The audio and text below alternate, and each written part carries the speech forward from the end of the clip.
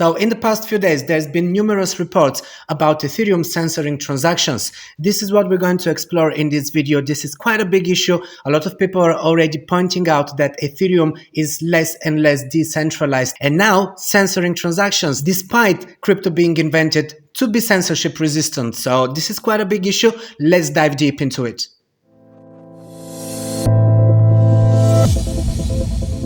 Hi guys, my name is OJ, crypto analyst since 2016. I've been posting crypto content on this channel since late 2016, quite a few years already. I'm trying to help you navigate safely in the cryptoverse and to bring to your attention the issues and the things that are important for you as an investor or as a crypto trader, or even just to satisfy your crypto curiosity. So let's dive straight into this topic. So censorship on Ethereum. Unfortunately, it is a thing already. This is the latest headline from the CoinDesk. Censored Ethereum blocks hit 51% threshold over the past 24 hours. Censorship has been a growing concern within the Ethereum ecosystem, they say, especially since the advent of MEV boost after the merge. MEV stands for Maximal Extractable Value, and it refers to the rewards that block builders and validators receive from reordering transactions within a block, recording transactions in a block.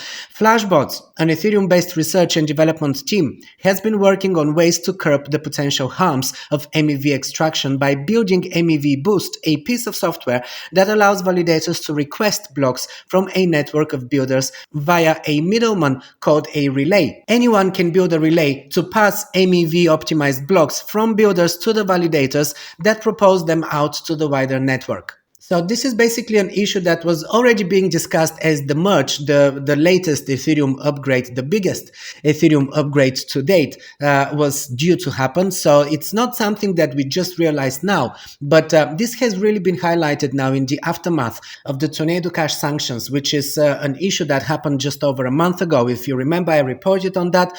Tornado Cash is a very popular coin mixing service, coin mixing meaning that you can actually send coins to an address via this service, and these coins will actually first be sent to several different addresses, split into smaller portions, sent to several addresses, then combined with other transactions in a way so that as they get received in the final destination address, you will not be able to really trace, to really know where these transactions came from, which is the original address that they came from. This way, many people are using these kind of coin mixing services. Well, first of all, they were invented for just privacy and anonymity, but of course they became really popular with hackers and just entities that are doing shady stuff. So of course money laundering is a big concern, and this is why just over a month ago the Tornado Cash developer, the person who actually developed the software, even though it's an open source software, he got arrested in Holland, and now he's on trial and everything. And there were big sanctions from the US on Tornado Cash. Now, the latest of these sanctions impose a strict ban on any US citizen to actually use Tornado Cash. And if they have used Tornado Cash in the past, these coins that they have received from Tornado Cash addresses or through that service are going to be blacklisted. They're going to be stained in a way. This is an article from Chainalysis. They say on August the 8th, the popular Ethereum smart contract mixer Tornado Cash was sanctioned by the US Treasury Office of Foreign Assets Control for its role in laundering over $455 million worth of cryptocurrency stolen by the North Korean-linked hacking organization Lazarus Group. In fact, the total amount of money laundering that's been happening through Tornado Cash is estimated to be around $2 billion. Or as they say here, Tornado Cash has mixed over $7.6 billion worth of Ether since launching in August 2019. Almost 30% of these funds that were sent through it have been tied to illicit actors. So this is quite a big deal. Of course, I'm not really pro money laundering or any of these illegal activities. In fact, all of these illegal activities are really putting a stain on crypto, and they're making it worse for us who are in crypto. I've been a proponent for crypto since 2015. I started this channel in 2016. 2016. I've been posting videos regularly since then, and I'm trying to grow the crypto community. I mean, it's already quite big. I'm not really doing anything that much anymore, but in the beginning, the first few years, I helped onboard so many people onto Bitcoin and other cryptocurrencies, and my goal was really to grow this community. So, of course, any kind of illicit activity that is tied to crypto is bad for us, and we don't really want it. But at the same time, we have to stand for our principles. The principle of crypto is anonymity and sovereignty of your capital. You know, the censorship resistance was the first thing that Bitcoin was invented to do. And then all of the other cryptocurrencies that came after Bitcoin, they were also based on that principle. There's even privacy coins that are taking it a step further, because with Bitcoin, it's not completely anonymous. Bitcoin is what we call pseudonymous, meaning that the transactions, you don't really reveal who is the owner of the wallets that are making transactions, but the transactions are recorded on the publicly verifiable blockchain, meaning that everyone can really see every transaction. So if someone manages to find out what is your Bitcoin wallet address, they will be able to trace all of your transactions, incoming, outgoing, everything. And this is what the FBI is doing. They actually have a specific team allocated to just track and trace Bitcoin transactions or crypto transactions in general. Now, of course, Ethereum is really in the heat with that. And Ethereum has been actually dealing with this kind of problem since its very conception. If you remember back in 2014, I think it was, when the first DAO was launched on Ethereum, it got hacked, and there was a huge theft of, on top of my head, I can't remember it, but it was a huge hack that happened. This actually forked Ethereum. If you're not familiar with that, right now we do have two types of Ethereum. We have the current version of Ethereum that everyone knows, and the ticker symbol is ETH. And then we have Ethereum Classic, which is an older version of Ethereum that probably not many people are familiar with, especially if you're new to crypto. Ethereum Classic is the original Ethereum protocol. This is what Ethereum was first invented as, and after this hack of the DAO, the community was split. They didn't know what to do. There were a few different proposals as to how to deal with this hack, and then the majority decided that they should roll back the blockchain to a prior date before the hack, so that they can invalidate all of the coins that were mint, that was stolen during that hack. And this was very controversial, because the whole point of crypto was to be censorship resistant. And even in the face of dealing with something as bad, a lot of the communities, a lot of the purists were actually under the opinion that we should stand for these principles and we should not be exercising censorship, meaning that even in the face of theft, we have to just deal with it, and we have to accept that things like that are going to happen, and this is the price that we pay for censorship resistance.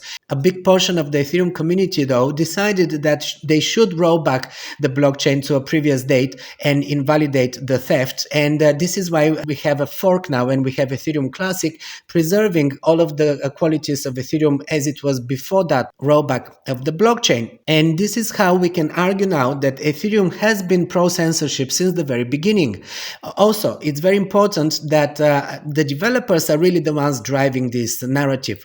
Even though I'm saying a big chunk of the community decided, it's really the Ethereum developers that decided that, and they managed to convince the rest of the community that this is the way forward, that this is better for the future of Ethereum, and this is how it happened. So in that sense, Ethereum is not really decentralized, because Ethereum, just like Samson Mow said a few years ago, Samson Mow is one of the Bitcoin core developers. He's working for Blockstream, which is the main team of developers for Bitcoin. This is an interview that he did at least 3 or 4 years ago, and this is what he said about Ethereum.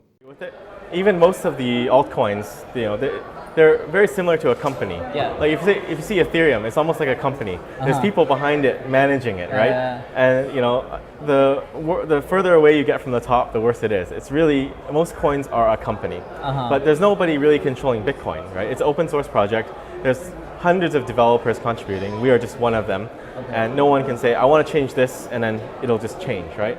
So as you can see, it has been a known fact that most of the altcoins, if not all of the altcoins, are not really decentralized, despite them claiming to be. Because when we talk about decentralization, many of the developers are going to point out towards minor decentralization. You know, Cardano, Ripple, even Ethereum and many others would claim that they have X amount of nodes, hundreds of thousands of nodes operating all around the world. Therefore, they're decentralized. But really, who is the development team Are they one team? How many teams are they? Are they really spread around the world?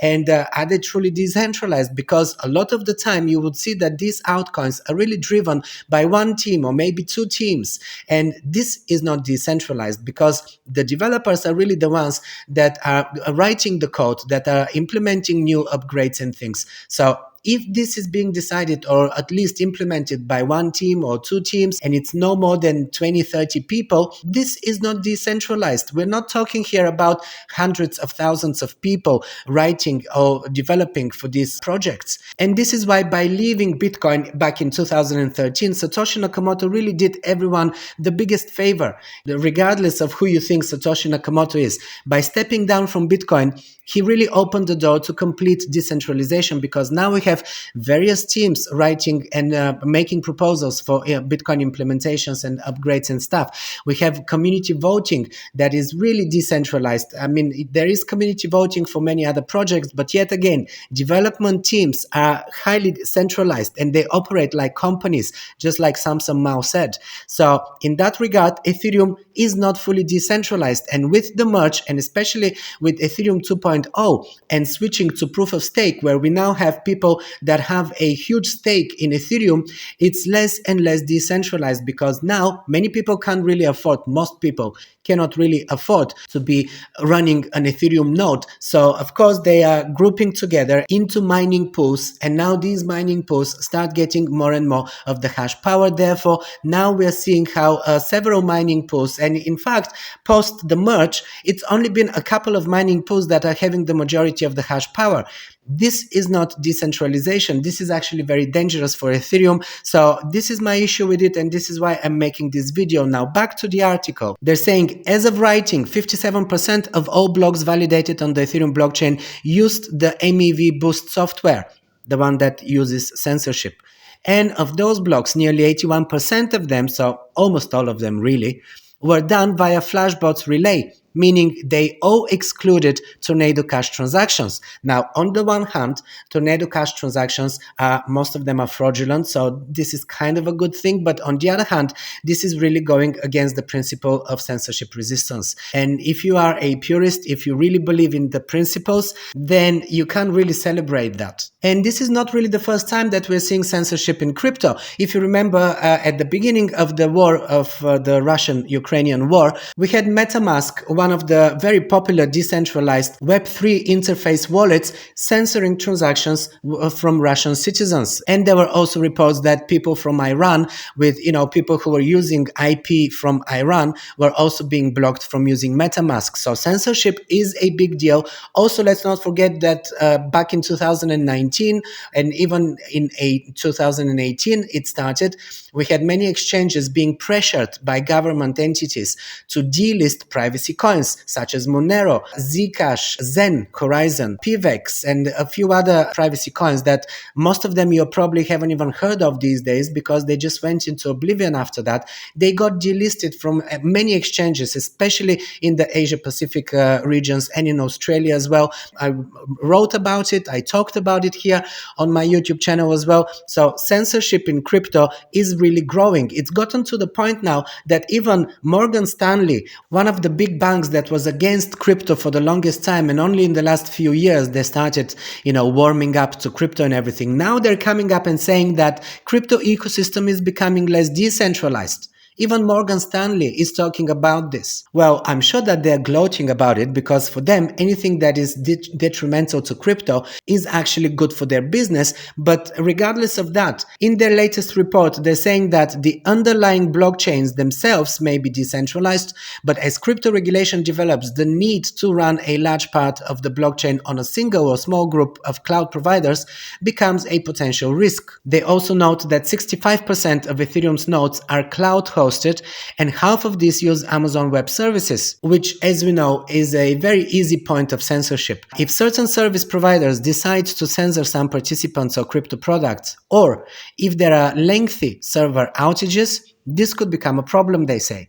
And here is an interesting point that they make in their report. They say this isn't surprising, as centralization is a natural evolution of the financialization of cryptocurrency markets, although it does bring new challenges. Here is the point that I made earlier. Since the Ethereum blockchain shifted to a proof of stake last month, a transition known as the merge, transactions are now approved by validators, and 60% of these validators are managed by only 4 companies. The Ethereum community is aware of this centralization issue and it's working on potential solutions. So as you see, the most popular smart contracts platform, Ethereum, is less and less decentralized over the last few years, has been really becoming less and less decentralized. We are now at the point where it is pretty much a completely centralized network, and on top of that it is censorship compliant instead of being censorship resistant, which is what they all started as. All of these altcoins were writing in their white papers how they are going to be decentralized and they're going to be censorship resistant,